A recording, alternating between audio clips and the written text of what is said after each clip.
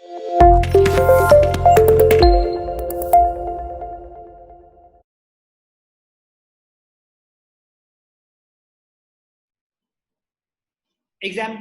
1 का last case. तो क्या हुआ लास्ट केस में? केस का नंबर बड़ा ही यूनिक है, केस का नंबर 4। ध्यान से देखना बेटा। Same story till forfeiture. After that, the shares are reissued to Sohela. Arnab के शेयर्स मैंने दे दिए। The shares are reissued to Sohela and ₹8 per share fully paid up. मजा आएगा। ध्यान से देखना। Shares are same story till forfeiture. After that, the shares are forfeited. Shares are reissued. The forfeited shares are reissued to Sohela at ₹8 per share fully paid up. ध्यान से देखना बेटा, बड़ा ही मजेदार पॉइंट। ध्यान से देखना। केस 4 सब कुछ सेम है, मतलब काफी कुछ सेम है। बैलेंस शीट की हेडिंग सेम है, वो डीसीसी लिमिटेड, उन सब चीजों का ध्यान रख लेना। ऑथराइज्ड, इशूड, ये दोनों सेम है। तो कहानी फिर जाके कहां बदलेगी? सब्सक्राइब कैपिटल में।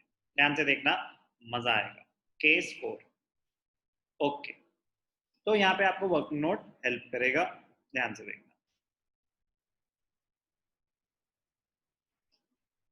कितने शेयर्स हैं आपके पास? पहली बात तो क्या है ये? Work note relating to case 4। कितने शेयर्स हैं? 3,75,000। इसमें से क्लीन है कितने? 3,70,000। ठीक है। और 5,000 शेयर्स किसके थे? Arnav, not fully paid up थे। बहुत इंपॉर्टेंट पॉइंट है, ठीक है ना। ये किसके शेयर्स हैं? अर्नव। अब क्या हुआ? अर्नव के शेयर्स फोरफीट हो गए, तो कैंसिल हो गए शेयर्स, ठीक है। अब ये शेयर्स हो गए फोरफीट। अगर तो ये शेयर्स फोरफीट हो जाते और रीइश्यू नहीं होते तो कैलकुलेशन होती 3,70,000 के हिसाब से। वो 5,000 शेयर्स एग्जिस्ट ही नहीं करते, वो फोरफिटेड शेयर्स में चले जाते। बट ये शेयर्स हो गए री इशू। ध्यान से देखना बेटा, बहुत ही इंपॉर्टेंट, बहुत ही इंटरेस्टिंग पॉइंट है। शेयर्स पर री इशू, और सारे के सारे शेयर्स री इशू हो गए, सारे के सारे 5,000। अब जब शेयर्स री इशू हुए, ध्यान से देखना, लैंग्वेज आपको बता दी है। Shares were reissued at 8 per share fully paid up.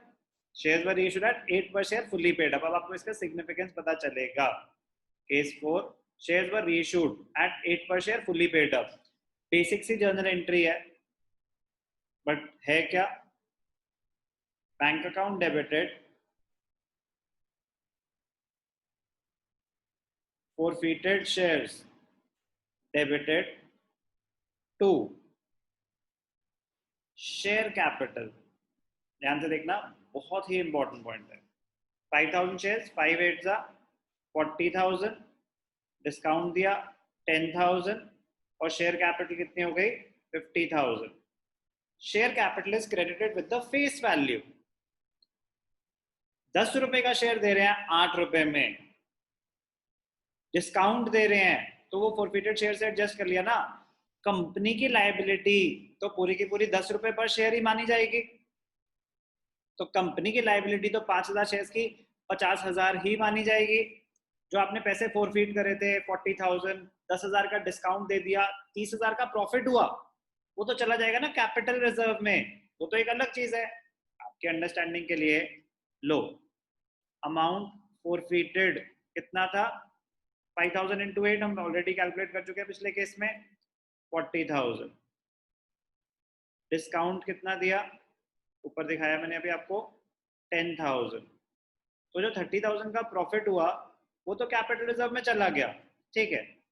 बात है कि शेयर कैपिटल जो 50,000 से क्रेडिट हुआ है, इसका मतलब क्या होता है?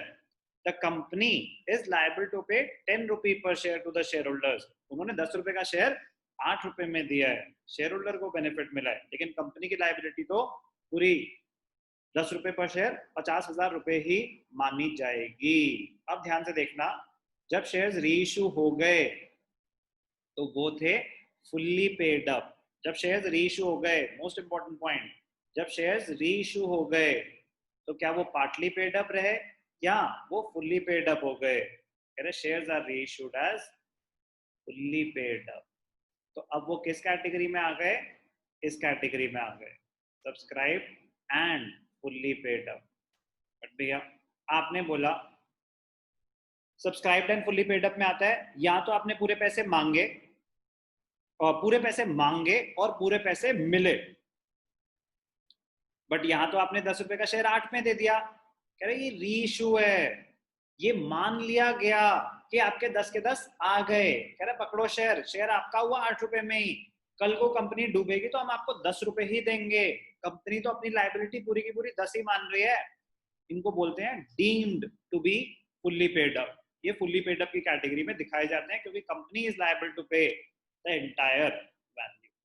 मोस्ट इंपॉर्टेंट पॉइंट कि जब शेयर रीइश्यू हो रहे हैं फुल्ली पेड अप तो वो किस कैटेगरी में चले जाएंगे? Subscribe and fully paid. मजेदार पॉइंट था। और सोचो प्रेजेंटेशन कितनी सिंपल होने वाली है, आपको मतलब बुरा लगेगा कि इतनी मेहनत और ये दिखेगी नहीं, बैलेंस शीट में नहीं दिखेगी, वर्किंग नोट में दिखेगी, ठीक है ना। तो subscribe and fully paid up,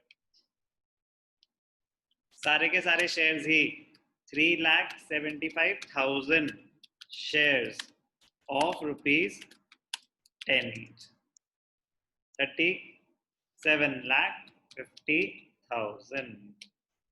ना तो कोई नॉट फुल्ली पेड अप, ना कोई एरियर्स, ना कोई फोरफिटेड शेयर्स। क्यों?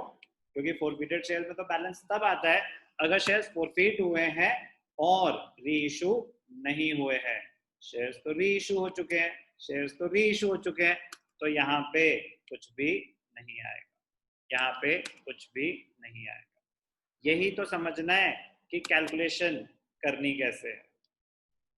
तो वर्किंग नोट में आपको डिटेल में समझाया कि ये जो शेयर्स रीइश्यू हुए, तो रीइश्यू के टाइम 10 रुपए का शेयर 8 रुपए में चाहे रीइश्यू हो रहा है, शेयर कैपिटल कंपनी की लायबिलिटी तो पूरी 50,000 मानी जा रही है, तो shares are fully paid up.